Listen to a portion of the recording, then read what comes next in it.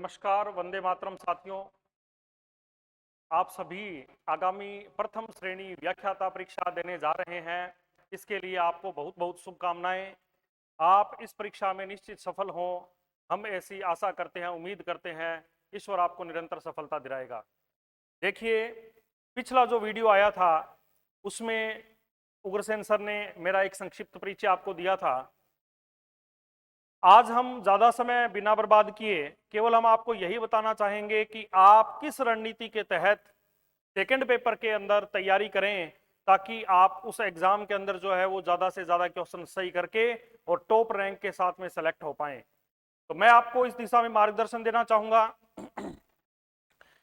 अब जो आरपीएससी ने सिलेबस जारी किया है उस सिलेबस में कुछ बिंदु बदले हैं, कुछ बिंदुओं का स्तर बदला है। मतलब जो चीजें पहले 11th 12th लेवल पे पूछी जा रही थी, जैसे यहाँ सेल बायोलॉजी आप देखोगे, कोशिका विज्ञान, वो आपको अब ग्रेजुएशन लेवल पे देखने को मिलेगी। यहाँ मैं 2-3 बिंदुओं पे चर्चा करूंगा। पहले तो पाठ्यक्रम के किन हिस्सों को आपको अच्छे से चुना है, और बाकी जो इसे चुना देखो सभी को है, आपको छोड़ना कुछ भी नहीं है, फिर भी बहुत ही बेहतरीन तरीके से जिससे आपका सिलेक्शन श्योर होगा। और दूसरा पार्ट वो जिससे आपकी रैंक बनेगी। एक आपको ये बताना चाहूंगा कि ये जो कुछ भी आप पढ़ेंगे वो आपका स्टडी मटेरियल कहाँ से होगा, आपको क्या पढ़ना है और मैं आपकी पढ़ने में क्या मदद करूंगा, किस किस चीज को आप किस किस प्रकार से करेंगे कि आप कम समय में बढ़िया रैंक हासिल कर सकते हैं। क्योंकि देखिए समय निकल रहा है और हमारे पास में मुश्किल से 3-4 महीने का समय बचा है।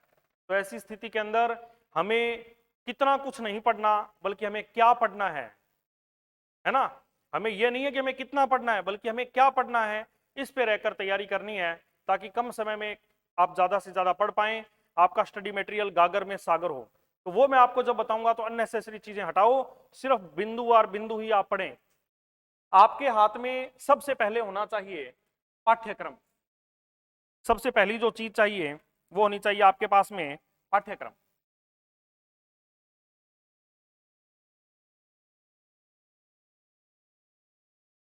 सबसे पहले आपको पाठ्यक्रम चाहिए सही। दूसरी चीज जो आपको चाहिए वो चाहिए स्टडी मटेरियल।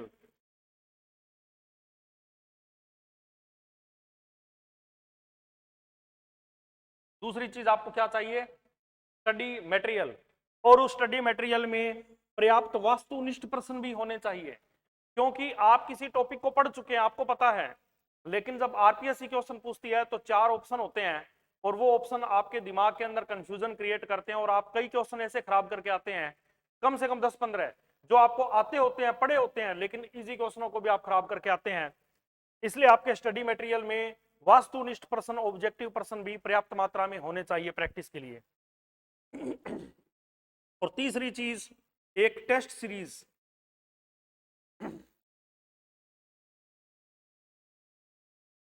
देखिए साथियों, टेस्ट सीरीज क्यों जरूरी है? पहली बात तो आपका टाइम टेबल मैनेज करने के लिए, आपका प्रतिदिन का समय व्यवस्थित चले कि हमें इतने समय में इतना टारगेट पूरा करना है। दूसरा, परीक्षा हॉल में हम कुछ वो कमियां छोड़ के आते हैं जो कमियां, जिन कमियों पे आपका साल भर ध्यान नहीं गया था, मतलब पहले आपका ध्यान ही नहीं गया था। तो आप जब टेस्ट में आपके नंबर कम आएंगे तो आपको डिमोरलाइज नहीं होना है, बल्कि जो कमियां हैं उनको सुधार करते हुए आगे और बेहतरीन तैयारी के साथ में उतरना है। ये टेस्ट सीरीज आपका निरंतर स्तर बढ़ाने का काम करती है। टेस्ट में कम आए हुए नंबर भी इंसान को आईना दिखाते हैं और ये पता चलता है कि हमारी तैयारी में कहीं ना कहीं कमी है और हम उस कमी का हमें विश्लेषण करना चाहिए। टेस्ट में नंबर कम आते हैं तो मोटिवेट होते हैं अंदर से कि मेरे नंबर कम क्यों आए, अगली बार मैं टॉप रैंक ला के दिखाऊंगा। अब सोचिए, यदि सीधा परीक्षा हॉल में आप उतरेंगे और नंबर कम आ गए तो अगला मौका तो आपको पता नहीं 2-2.5 साल बाद में ही मिलेगा। क्यों? क्योंकि आगे जो गवर्नमेंट के हिसाब से कोई भी वैकेंसी समय पे नहीं निपट रही है, 2-2, 2.5 साल लग रहे हैं। ऐसे में आपको पहली ही बार आपको सफलता हासिल करनी है। पूरी ताकत के साथ में तैयारी करेंगे, आपका सिलेक्शन होगा। इन 3 चीजों को आपको ध्यान रखना है। पाठ्यक्रम के अलावा आपको अभी विद्वान नहीं बनना, आपको पहले परीक्षा सेलेक्ट करनी है। पाठ्यक्रम के अलावा आपको कहीं भी नहीं भटकना है, आपको सीधा सीधा पाठ्यक्रम पे। स्टडी मटेरियल ये मैं भी आपको बताऊंगा कहां से क्या पढ़ना है। और टेस्ट सीरीज ये भी हम प्रारंभ करने जा रहे हैं, टेस्ट सीरीज। वो टेस्ट सीरीज में आप ऑनलाइन ऑफलाइन टेस्ट दीजिए, उसके हम सॉल्यूशन भी करवाएंगे और आप उस प्रकार से तैयारी करेंगे। स्टडी मटेरियल के साथ कई बार स्टूडेंट पूछते हैं कि सर क्या क्लास की भी जरूरत पड़ेगी? देखिए सर, कई कोचिंग सेंटर ऐसे होते हैं, उन कोचिंग सेंटर्स में क्या है कि टीचर बहुत बढ़िया बढ़िया होते हैं, इतना स्लो स्लो धीरे धीरे पढ़ाते हैं कि स्टूडेंट को समझ में आ जाता है। लेकिन आप एक बात गौर नहीं करेंगे कि उस दौरान वो चीजें भी बहुत सारी पढ़ा देते हैं जो आप बहुत अच्छे से जानते थे। प्लस उन वीडियो में इतना स्लो पढ़ाया जाता है कि दिन के 10-12 घंटे तो आप वीडियो देखने में लगा देते हैं, जिसका नतीजा आप सिर्फ वीडियो देखते रह गए, नोट्स किताबें केवल कॉपियां भरते रह गए, और आप समय पे जाके क्या करना है कि जो परीक्षा हॉल तक का जो समय होता है, एग्जाम का समय होता है, उससे पहले पर्याप्त रिवीजन नहीं कर सकते। मेरा मानना है कि कम से कम 3 बार रिवीजन होना चाहिए। 3 बार रिवीजन होना चाहिए। 3 बार नहीं है तो इस बार तो आपको 2 बार तो करना ही करना है, ठीक है ना? तो आपको ज्यादा क्लासरूम टीचिंग और वीडियो पे कम ध्यान देना है। आप इस पाठ्यक्रम में से वो बिंदु सेलेक्ट करेंगे जो बिंदु आप नहीं पढ़ सकते, आपको टीचर की जरूरत पड़ रही है। जैसे अपने कई स्टूडेंट को मेंडलिज्म है, मेंडल के नियम है, मेंडल के नियम के बाद में उसके अपवाद हैं, और वहां पे कई न्यूमेरिकल वाले जो क्वेश्चन बनते हैं वो स्टूडेंट से नहीं होते, बच्चे कहते हैं हमें टीचर की जरूरत है। कईयों को जो यहाँ पे जैव सांख्यिकी आती है, बायोस्टेटिक्स, उस बायोस्टेटिक्स के अंदर टीचर की जरूरत महसूस होती है, तो वहां पर आप टीचर की मदद ले सकते हैं। कई स्टूडेंट जो होते हैं, मतलब टीचर की मदद का मतलब आपके आसपास आपके कोई अच्छे टीचर हैं, आप उनसे मदद लीजिए, यूट्यूब पे अच्छे टीचर से मदद लीजिए, या आप हम लोग जैसे हैं तो कुछ उन हार्ड टॉपिक आप हमें मैसेज करेंगे, उनके भी वीडियो हम अपलोड करेंगे। केवल उन्हीं के वीडियो देखिए, सभी के वीडियो देख के समय बर्बाद करने की आवश्यकता नहीं है। इसके अलावा ग्रेजुएशन लेवल वाले टॉपिक हैं, हमें उन्हें कैसे तैयार करना है ये भी हमें देखना पड़ेगा। मैं बिंदुवार आपको सभी चीजों के बारे में मैं बताऊंगा। आपको पता है कि 55 क्वेश्चन आपके जो होंगे वो 11th-12th स्टैंडर्ड के होंगे। जो स्टूडेंट नई तैयारी करनी शुरू कर रहे हैं उन्हें ये 11th-12th के टॉपिक तो बहुत बढ़िया तरीके से तैयार करने ही करने हैं, बहुत ही बढ़िया, ठीक है ना? तो देखिए, सबसे पहले आपका पार्ट है टेक्सोनोमी।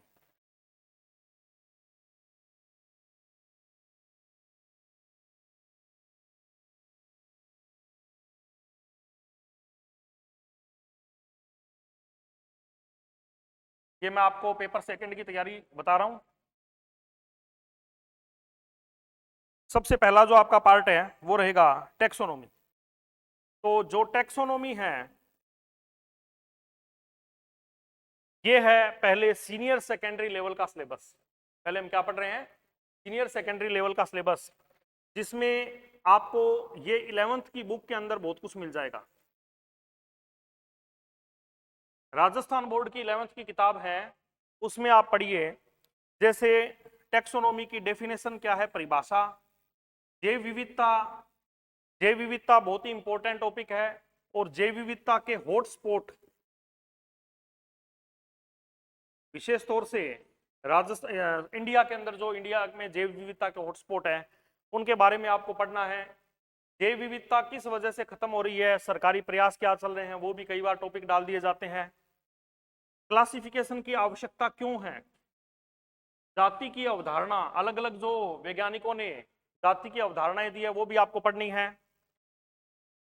इसके अलावा जो पदवार वर्गीकरण है, जैसे आप जंतु जगत में कर रहे हैं तो पहले संघ है, वर्ग है, गण है, जाति, उपजाति, है ना, ये सारी चीजें आपको यहाँ पे पढ़नी है। और द्विनाम पद्धति जो कैरोलस लीनियस ने दी थी वो पढ़नी है। और कुछ इंपॉर्टेंट 10-12 जो नाम जो आपको 11वीं-12वीं की किताब में दे रखे हैं उनके वैज्ञानिक नाम भी आपको लिखने हैं, वो भी आपको ध्यान में रहने चाहिए, जो पादपों के और जंतुओं के।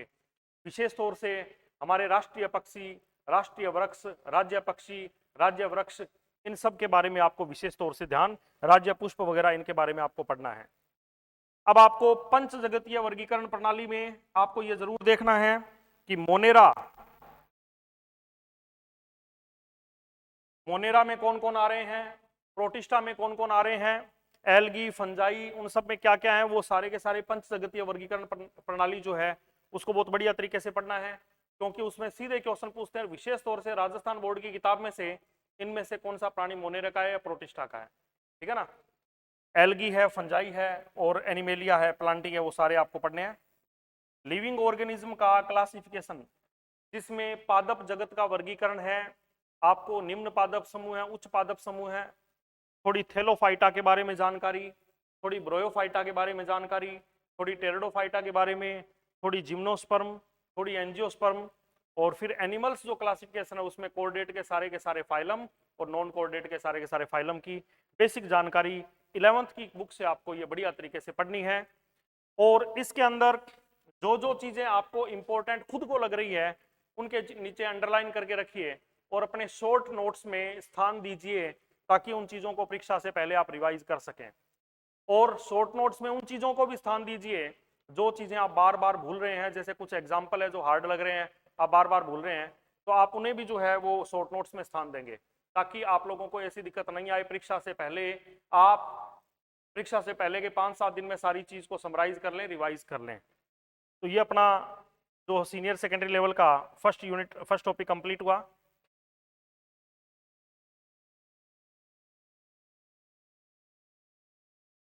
देखिए नेक्स्ट है structural organisation in animal and plant. इसमें विशेष तौर से प्रश्न जो जहां से उठते हैं, ये पढ़ना कहां से है, 11वीं की किताब से। अच्छा एक बात और बता दूं, जो 11th की राजस्थान बोर्ड की किताब बायोलॉजी की है उसमें तो ये मैटर दे ही रखा है।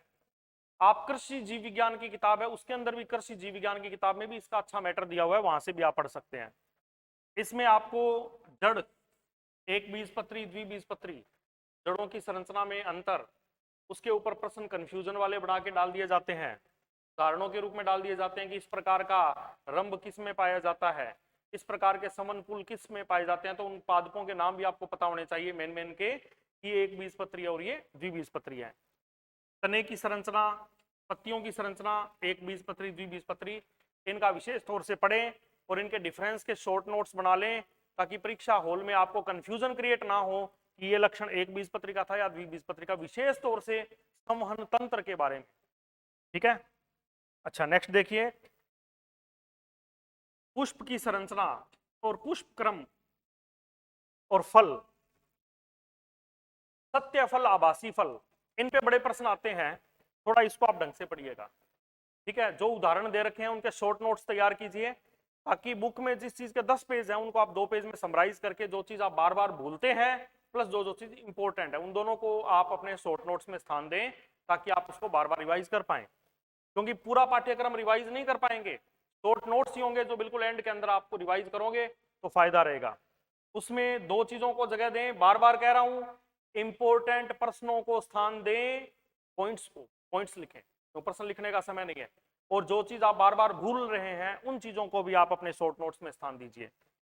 विशेष ये जो पुष्पक्रम है, जैसे असीमाक्ष, ससीमाक्ष, इनके अलावा जो विशिष्ट प्रकार के पुष्पक्रम है, जैसे स्पेसिफिक टाइप के हाइपेंथोडियम है, साइएथियम है, उनको भी आप यहाँ पे विशेष तौर से पढ़ेंगे। और ये पढ़ना कहाँ से है, ये पूरा टॉपिक आपको पढ़ना है 11th की बायोलॉजी से या कृषि जीव विज्ञान, दोनों में ये बेहतरीन बढ़िया दे रखे हैं ये टॉपिक। और ऑब्जेक्टिव प्रश्न की प्रैक्टिस कहाँ से करें, इसके लिए मैं आपको ऑब्जेक्टिव नोट्स दूंगा। कुछ बच्चे कहते हैं सर कोटा के किसी इंस्टीट्यूट के नोट्स पढ़ लें क्या, पढ़ सकते हैं, कोई बड़ी बात नहीं है, अच्छे भी हैं ऑब्जेक्टिव प्रश्नों में। लेकिन प्रॉब्लम क्या है कि उसमें कई बार कुछ ऐसी चीजें, जो ऑब्जेक्टिव प्रश्न 100 डाल रखे हैं उसमें 30-40 प्रश्न ऐसे भी होंगे जो आपके पाठ्यक्रम में नहीं है लेकिन नीट के सिलेबस में है। तो वो नीट के हिसाब से बनाए हुए हैं, आपके फर्स्ट ग्रेड के हिसाब से बनाए हुए नहीं है। तो आप लोग थोड़ा सा उसको भी आराम से सुव्यवस्थित तरीके से पढ़ें। बाकी मैं आपको सिलेक्ट करके ऑब्जेक्टिव प्रश्न की सीट भी समय दर समय देता रहूंगा, आप उसको कीजिएगा। इसके बाद में है प्लांट फिजियोलॉजी। ये टॉपिक पहले ग्रेजुएशन लेवल पे था, अब ये 11th-12th लेवल पे आ गया है। इस टॉपिक में आपको बहुत कुछ नहीं करना है। इस टॉपिक के अंदर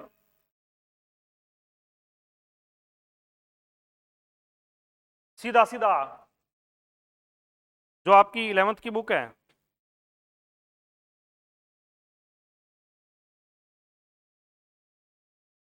उसमें से ये टॉपिक कवर करेंगे प्लांट फिजियोलॉजी का, जिसमें विशेष तौर से प्रकाश संश्लेषण और श्वसन, कितने एटीपी बनते हैं, कहाँ पर बनते हैं, कितने अणु CO2 के बने या कितने मुक्त हुए, ये सब चीजों पे थोड़ा सा विशेष अवायवीय श्वसन, C3 C4 प्लांट, इन पे ज्यादातर प्रश्न आते हैं। C3 और C4 प्लांट में अंतर, तो ये आप ढंग से पढ़ें, केल्विन चक्र को, है ना, इधर आप क्रेब्स चक्र को, ग्लाइकोलाइसिस को, इलेक्ट्रॉन ट्रांसपोर्ट सिस्टम को बढ़िया बेहतरीन तरीके से आपको पढ़ना है। एक इसमें इंपॉर्टेंट है प्लांट ग्रोथ, प्लांट मूवमेंट और प्लांट ग्रोथ, ये टॉपिक भी आपको पढ़ने हैं। और विशेष तौर से प्लांट हार्मोन जो है उसको आप पढ़िएगा, एक आधा प्रश्न आपको उसमें से नजर आएगा। मिनरल न्यूट्रिशन में भी जो किस तत्व की कमी की वजह से कौन सा रोग हो जाता है, किस तत्व की कमी की वजह से आपको क्या उसमें परिवर्तन दिखाई देता है, ये टॉपिक भी आप अपने शॉर्ट नोट्स में मेन चीजें नोट करें। ये नाइट्रोजन और लिपिड मेटाबॉलिज्म, ये थोड़ा कॉम्प्लिकेट टॉपिक है, इसको आप थोड़ा ढंग से पढ़ना पड़ेगा। 11th की बुक से आपको ये पढ़ना है, आपको इसमें ज्यादा लेवल उठाने की जरूरत नहीं है। आप अपने फैक्ट तैयार करें बुक से और ऑब्जेक्टिव प्रश्न की प्रैक्टिस करें। मैं आपको जो नोट्स दूंगा आप उससे प्रैक्टिस करें। बाजार में हालांकि कॉपी पेस्ट की भी बहुत सारी किताबें हैं, लेकिन उसमें मैं वही बात कह रहा हूं कि क्या नहीं पढ़ना, कितना नहीं पढ़ना, अब आपको क्या पढ़ना है। बहुत कुछ पढ़ने का समय नहीं है, आपको इंपॉर्टेंट पढ़ने का वक्त है ना। बहुत सारे लोग टेस्ट सीरीज चलाते हैं तो क्या करते हैं, किताबें लगा देते हैं बाजार से। अब आप उस सारी बुक्स में इतना कुछ पढ़ने लग जाएंगे तो आपके पास में 3-4 महीने में सफलता हासिल करनी है तो वैसी सफलता नहीं मिल पाती। वो एक लॉन्ग टर्म प्रोसेस है, शॉर्ट टर्म के लिए आपको स्मार्ट स्टडी करनी पड़ेगी। ठीक है, आगे देखिए।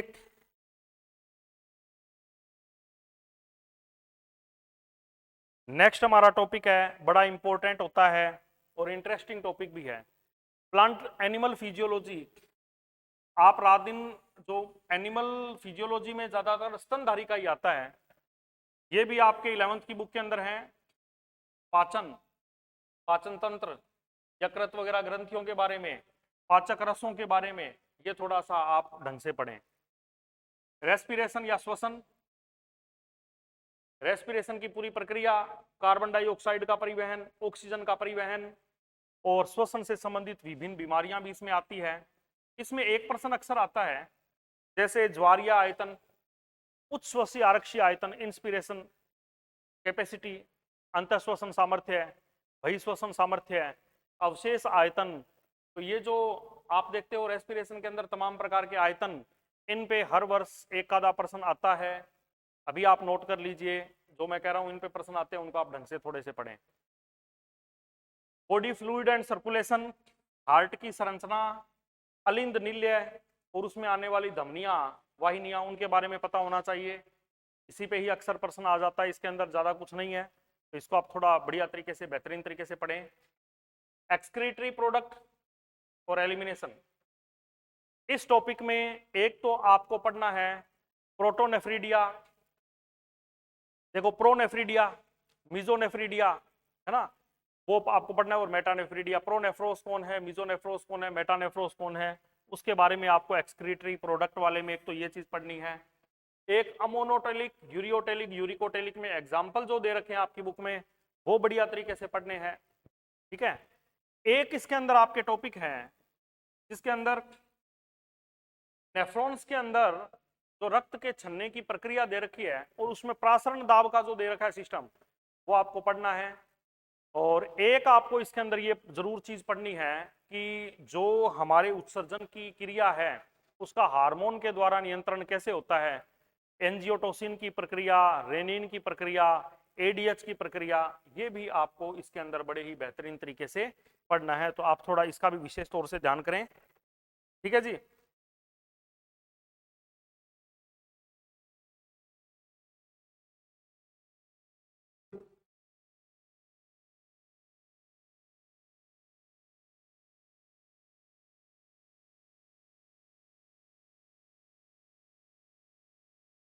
नेक्स्ट,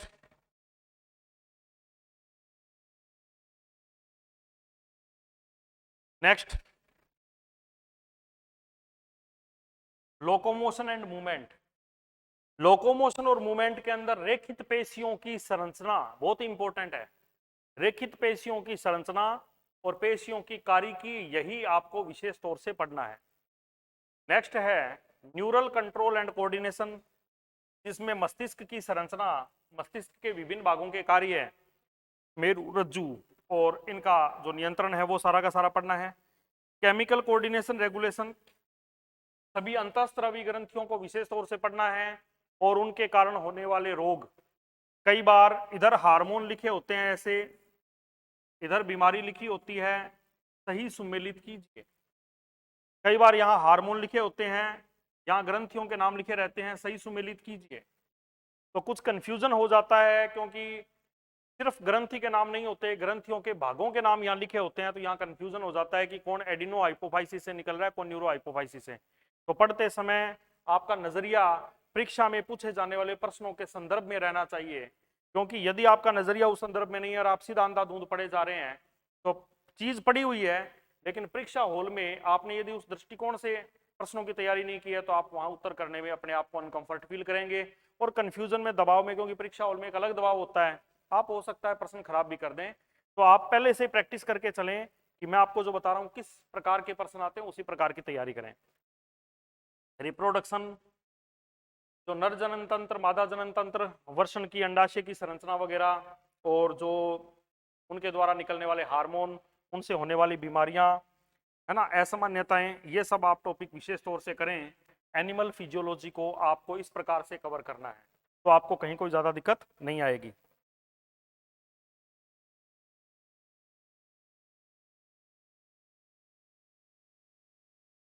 नेक्स्ट आपको दिख रहा है जेनेटिक्स, बड़ा इंपॉर्टेंट है। मेंडेलियन इनहेरिटेंस, मेंडल के जो नियम हैं और एक संकर द्विसंकर क्रॉस है उसको विशेष तौर से करें। ऑब्जेक्टिव प्रश्नों का अभ्यास जरूर करें, क्योंकि यहाँ पर पढ़ने में और प्रश्नों के करने में फर्क आ जाता है। यदि पेपर का लेवल थोड़ा सा भी उठा हुआ आ गया तो निश्चित रूप से यहाँ से थोड़ा हार्ड प्रश्न आएगा, और कैलकुलेशन वाला आ गया तो और ज्यादा हालत खराब हो सकती है। अच्छे प्रश्नों का अभ्यास करें जो हम आपको उपलब्ध करवाएंगे। गुणसूत्री सिद्धांत, ये सब 11th की बुक में दे रखा है, 11th की बुक से ही आपको पढ़ना है, ये आपको 11th की बुक से ही पढ़ना है, ठीक है। लिंग निर्धारण मनुष्य में, इस पे पिछली बार बड़े सिंपल प्रश्न आए थे, वो भी गलत हो गए थे लोगों के, इसको भी आपको ढंग से करना है। लिंकेज क्रॉसिंग ओवर और ओरिजिन ऑफ लाइफ की अलग अलग थ्योरीज, लेमार्क की, डार्विन की थ्योरियां वगैरह जो आपकी 11th की बुक में दे रखी है, इनको आप ढंग से पढ़ें। वही बात है, जो चीज आपको लग रही है इंपॉर्टेंट, थोड़ा उनको अलग से अपने शॉर्ट नोट्स में स्थान दें, तो थोड़ा सा आप देखेंगे। ज्यादा घबराने की आवश्यकता नहीं है, समय जरूर कम है, लेकिन इसी समय में आपको बहुत ही बेहतरीन सिलेक्टिव तैयारी करनी है, आपका सिलेक्शन होगा।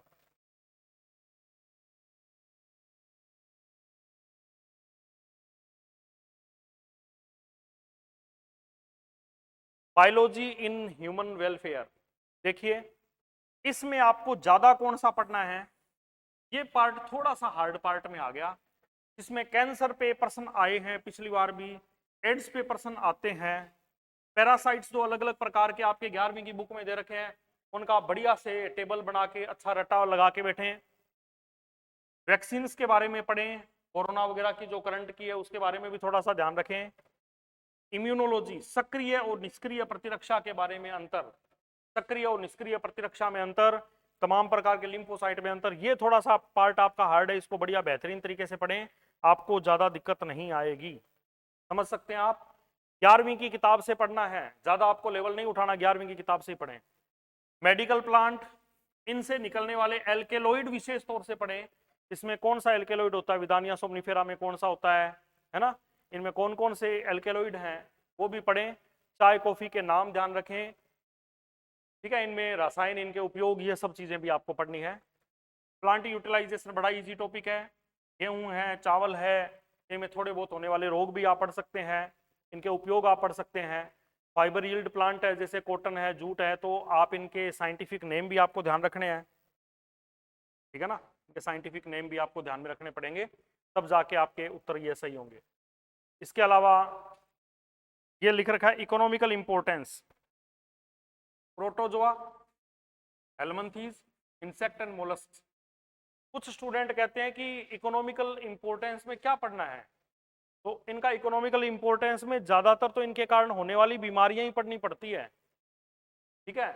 इसके अलावा ये यदि कोई फायदा दे रहे हैं कोई बीमारियों में और में, या इकोनॉमिकल कहीं फायदा दे रहे हैं, जैसे मोलस्क के जो होता है उसमें आप सिप्पी है, घोंगा है, ये फायदा देते हैं, तो वो तो कम आता है, ज्यादातर इनमें इनकी बीमारियों का ही आ जाता है कि प्रोटोजोआ के कारण कौन कौन सी डिजीज हो रही है, इसके कारण कौन सी हो रही है, इसके कारण कौन सी हो रही है। तो आप इनको थोड़ा सा विशेष पढ़ें और पढ़ना 11th की बुक के अंदर ही आपको ये सारा मिल जाएगा। ठीक है, तो इसको आप इस तरीके से करें।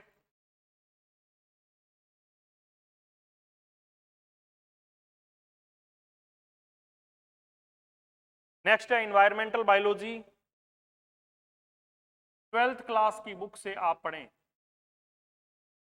और एग्रीकल्चर की किताब से पढ़ रहे हैं तो 11th से पढ़ें। इसके नोट्स भी मैं आपको सारे टॉपिक के ही दूंगा ताकि आपको ज्यादा पढ़ने में दिक्कत ना आए। इन्वायरमेंटल पोल्यूशन, इनमें बहुत सारे इफेक्ट हैं, जैसे एयर पोल्यूशन के अंदर कई सारे इफेक्ट हैं। इसके अलावा भी जो तमाम प्रकार के समझौते हो रहे हैं जैसे क्योटो प्रोटोकॉल, पेरिस संधि, ये सब चीजें भी आपको पढ़नी है।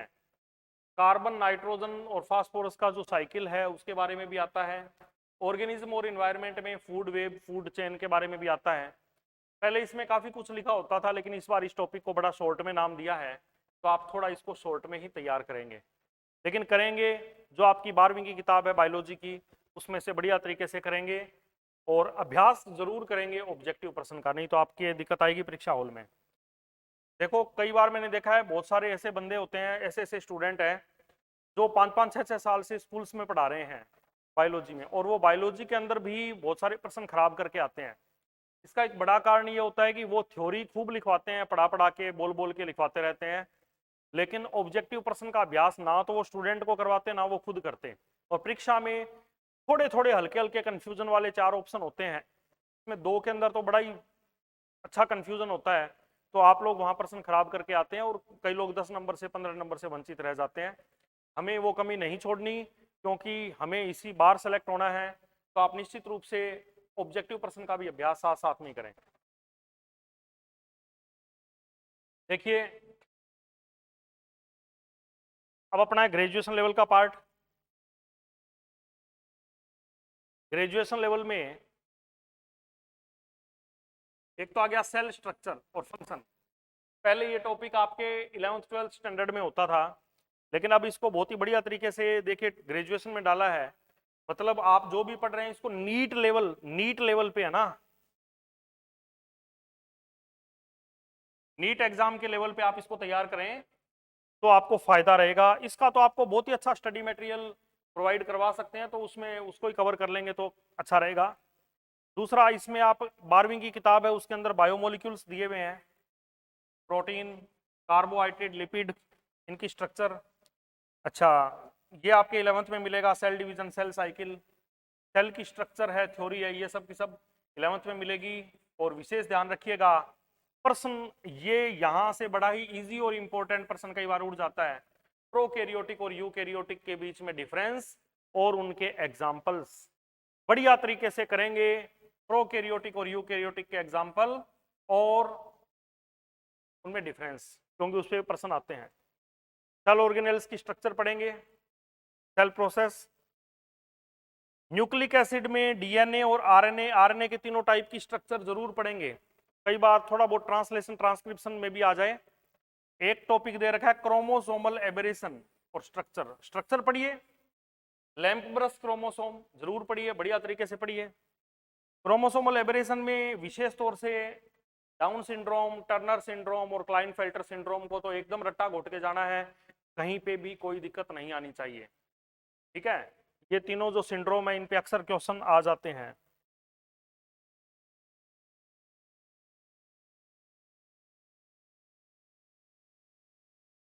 फिर टेक्सोनोमी, यहाँ भी टेक्सोनोमी है लेकिन ये ग्रेजुएशन लेवल पे है, और इस टेक्सोनोमी में काफी कुछ आप 11th 12th की किताब में जो पढ़ रहे हैं वहीं से आपको मैटर मिल जाएगा, लेकिन फिर भी आप बीएससी की जो बुक है, जैसे आप सीबीएच की बुक ले लीजिए, वहां से भी पढ़ सकते हैं, और नीट लेवल के जो आपको हम नोट्स देंगे उसमें से भी आप कर सकते हैं।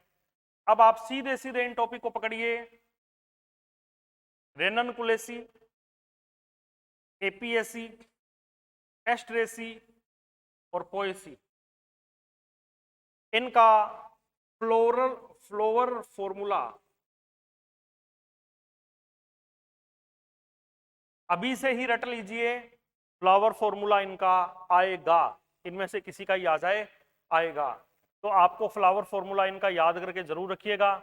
और क्लासिफिकेशन प्लांट ग्रुप के क्लास लेवल तक वो भी पढ़ने हैं, halophyta, bryophyta, pteridophyta, algae, fungi, gymnosperm, angiosperm, ये आपको ग्रुप क्लास लेवल तक पढ़ने हैं, उनके एग्जाम्पल पढ़ने हैं। पहले आप 11th 12th की बुक में से पढ़िए, फिर ग्रेजुएशन स्टैंडर्ड पे आप और पढ़ सकते हैं। लेकिन ये चारों फैमिली बहुत बढ़िया तरीके से करिएगा ताकि आपके 1-2 क्वेश्चन यहीं से ही हो जाएंगे। इस पूरे टॉपिक का ये इंपॉर्टेंट पार्ट है, ठीक है। इसके अलावा सिमेट्री के बेस पे कई बार क्वेश्चन आ जाते हैं, किसमें बायलैटरल सिमेट्री है ना, द्विपार्श्व सममिति है, किसमें रेडियल सिमेट्री है, किसमें बाइरेडियल है, किसमें पेंटारेडियल है। सिलोम के बारे में बड़े इंपॉर्टेंट क्वेश्चन बनते हैं, कौन से फाइलम में सिलोम यानी देहगुआ नहीं है, प्लेटीहेल्मिन्थीज बड़ा इंपॉर्टेंट क्वेश्चन है। कौन से फाइलम में स्यूडोसिलोम है, एस्केहेल्मिन्थीज। अब मैंने बात कर दी फाइलम की, वहां आपको एग्जांपल दे देंगे उस फाइलम के एनिमल के, तो आपने फाइलम पे ही सिर्फ ध्यान रखा, एनिमल पे भी ध्यान रखना है कि किस में है, ठीक है। इसके अलावा साइजोसिलोम और एंटेरोसिलोम, उनके भी एग्जाम्पल याद में रखने हैं, अच्छे से ध्यान रखिएगा। मेटामेरिज्म है, ट्रू मेटामेरिज्म और स्यूडो मेटामेरिज्म, ये भी आपको पढ़ना है, बड़ा इंपॉर्टेंट और बढ़िया टॉपिक है, आप इसको अच्छे से कीजिएगा, ठीक है।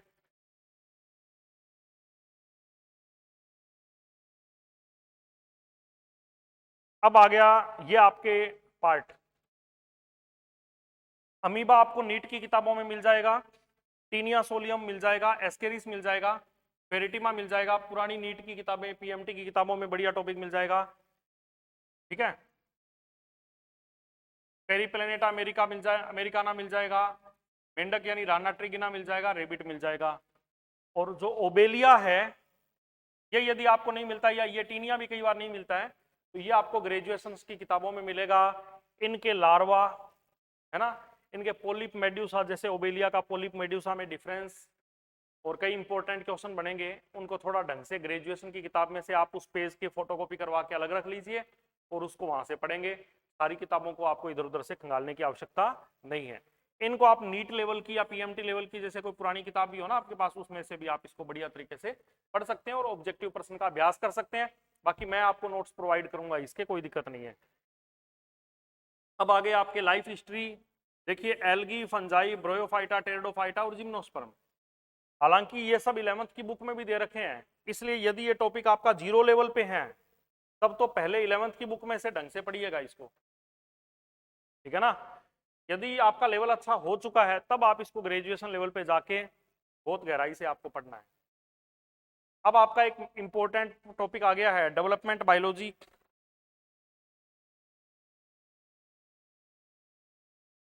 परिवर्धन जैविकी, जिसमें युग्मक जनन, स्पर्मेटोजेनेसिस और oogenesis, अंड जनन और शुक्र जनन प्रश्न आते हैं। ये आप पुरानी पीएमटी की किताबों में बढ़िया मिल जाएगा। ग्रेजुएशन की किताब में तो पढ़ोगे, है अच्छा है लेकिन बहुत कुछ है, ज्यादा है, तो पुरानी पीएमटी की किताबों से भी पढ़ें और ग्रेजुएशन की किताबों से पढ़ें। ये टॉपिक फैट में, एम्ब्रियोनिक इंडक्शन, भ्रूणीय प्रेरण प्रश्न आते हैं इनमें से। ये आप टॉपिक है वो किससे पढ़ेंगे, ग्रेजुएशन की किताबों से पढ़ेंगे। ये टॉपिक कौन सा,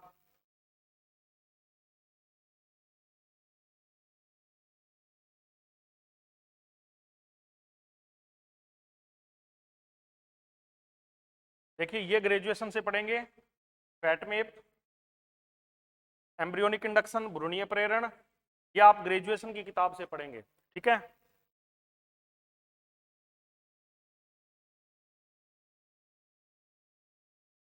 मेटामॉर्फोसिस इन फ्रॉग, बड़े इसमें से बढ़िया प्रश्न आते हैं।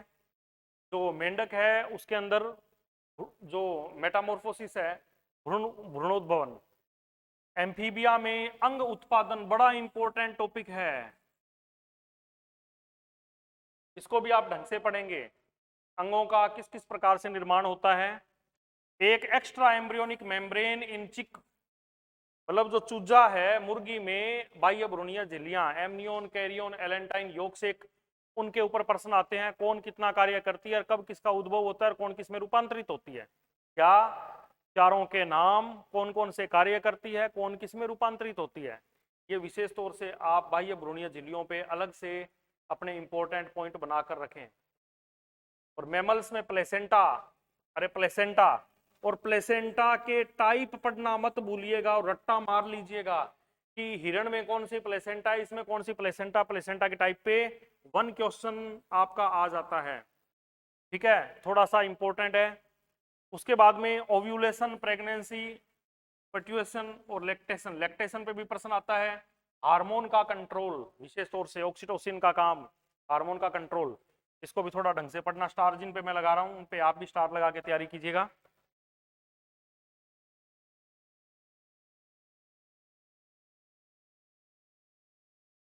देखिए, vegetative asexual and sexual reproduction, पादपों में जनन, पादपों में जनन।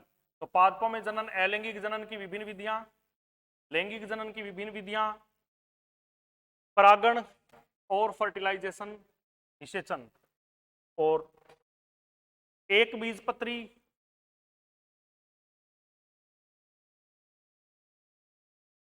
द्विबीजपत्री,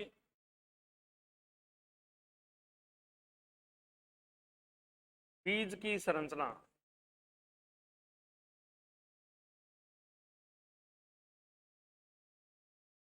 ठीक है, इसके अलावा आपके यहाँ पे एक और इंपॉर्टेंट टॉपिक आता है त्रिक संलयन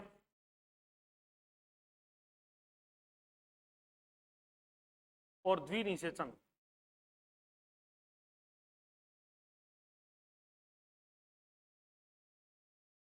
इस प्रकार का है, इसको आप बढ़िया पढ़ना। और फिर है एनिमल बिहेवियर, ये आपको ग्रेजुएशन की किताबों में बढ़िया मिलेगा। बाकी आपको हम मेट्रो और दे देंगे स्कैन करके, ये ग्रेजुएशन की किताबों से पढ़ना है। इस पे प्रश्न आते हैं, कम से कम 2-3 प्रश्न होते हैं, तो आप इसको बढ़िया तरीके से ग्रेजुएशन की किताबों से ही करेंगे। बायोस्टेटिक्स, देखिए बिल्कुल मामला क्लियर है इसमें, आपको ज्यादा कुछ नहीं, तो माध्य, माध्यिका, बहुलक, मीन, मोड, मीडियन, ये तीनों चीजें तो आनी चाहिए। और मानक विचलन को भी पढ़ लीजिए, प्रश्न इसमें से आएगा। मानक विचलन को भी पढ़ लीजिए, प्रश्न इसमें से आएगा। बाकी ये टॉपिक आपको ग्रेजुएशन की किताबों से मिलेंगे, लेकिन आप इतना सारा ना पढ़ें। तो यहाँ पे माध्य, माध्यिका, बहुलक, ये तो पढ़ ही लेना, एक प्रश्न आपको कंफर्म दिख जाएगा, कहीं कोई दो राय नहीं है।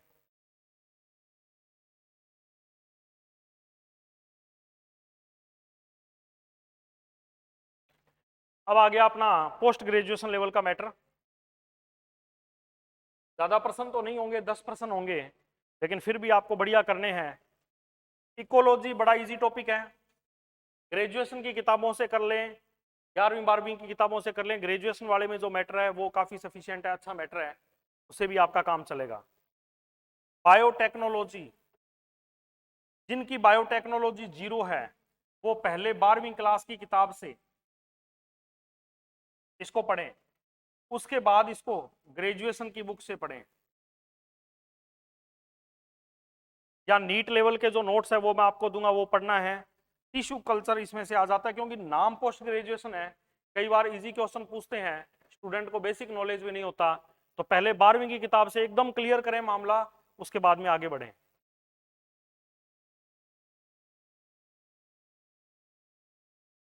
देखिए, टेक्निक्स इन बायोलॉजी, ये सब के सब आपको पोस्ट ग्रेजुएशन की किताबों में मिलेंगे, या आपको हम नोट्स प्रोवाइड कर देंगे।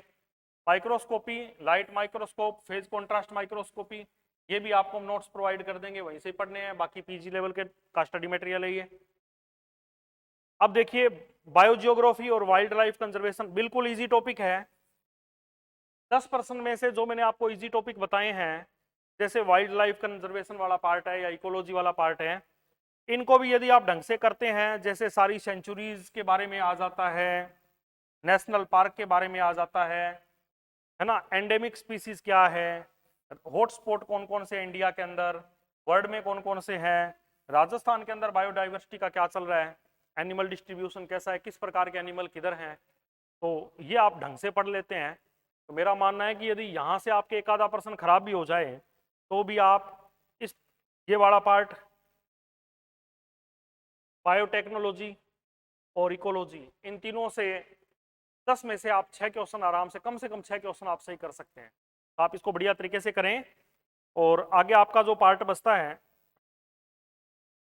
एजुकेशन साइकोलॉजी, इस पे हम अलग से वीडियो बना के चर्चा करेंगे ताकि आपके 30 क्वेश्चन यहाँ से भी बढ़िया तरीके से कवर हो जाएं। मैं उम्मीद करता हूँ कि मेरे द्वारा दी गई जानकारी आपको लेक्चरर बनने के मार्ग में बड़ी लाभकारी होगी। मेरा पूरा प्रयास था कि मैं आप लोगों को अच्छा मार्गदर्शन दे पाऊँ। फिर भी यदि कोई कमी रही हो तो मैं क्षमा मांगता हूँ, और आगे प्रयास रहेगा कि मैं निरंतर उपयोगी जानकारियाँ आपको देता रहूँ। जो जीवन में मैंने पाया वो मैं आपको भी दिलाऊं, जिस रास्ते पे मैं चला वो मैं आपको भी दिखाऊं, और जो मंजिल मैंने पाई वो मैं आपको भी दिलाऊं। ये मेरा ना सिर्फ प्रयास है बल्कि आपसे वायदा है, और ये हम करेंगे। आप हमारा साथ देंगे, हम निरंतर आपको मंजिल की ओर बढ़ाएंगे। जय हिंद, जय भारत। इसी के साथ मैं अपने शब्दों को विराम दूंगा। धन्यवाद।